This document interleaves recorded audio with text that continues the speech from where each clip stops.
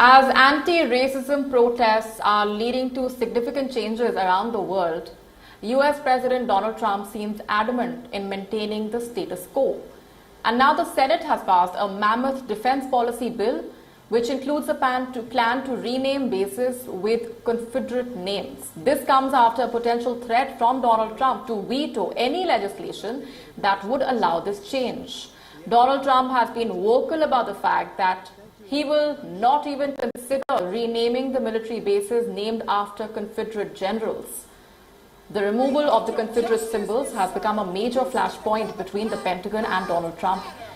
The United States military is one of the most racially diverse institutions of all times, and the call for removal of the racist symbols has amplified since the killing of George Floyd.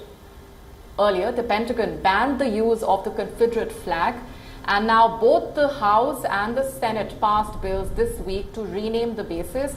Both the bills were passed with majorities large enough to overcome a veto from Donald Trump.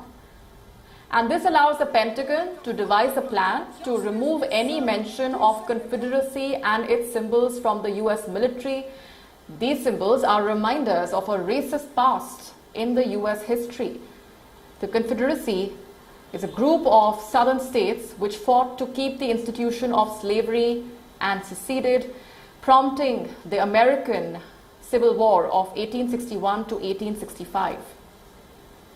But this is not the first time that Donald Trump has clashed with his own defense officials since the Black Lives Matter protest started in America. Donald Trump has repeatedly clashed with the Defense Secretary Mark Esper over use of military against peaceful protesters.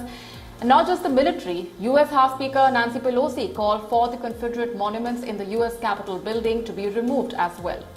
NASCAR, a professional racing league, has also banned the flying of Confederate flags at its races and other events. Even with such strong opposition to the Confederate symbols, why is Donald Trump continuing to back them? The Army has 10 military bases named after Confederate generals, including Fort Bragg in North Carolina, Fort Benning in Georgia, and Fort Hood in Texas. They are all located in the southern states, which helped seal Donald Trump's 2016 victory. With the presidential election just 4 months away, Donald Trump is now seeking support in these very states again to retain the presidency. They need with Medicaid.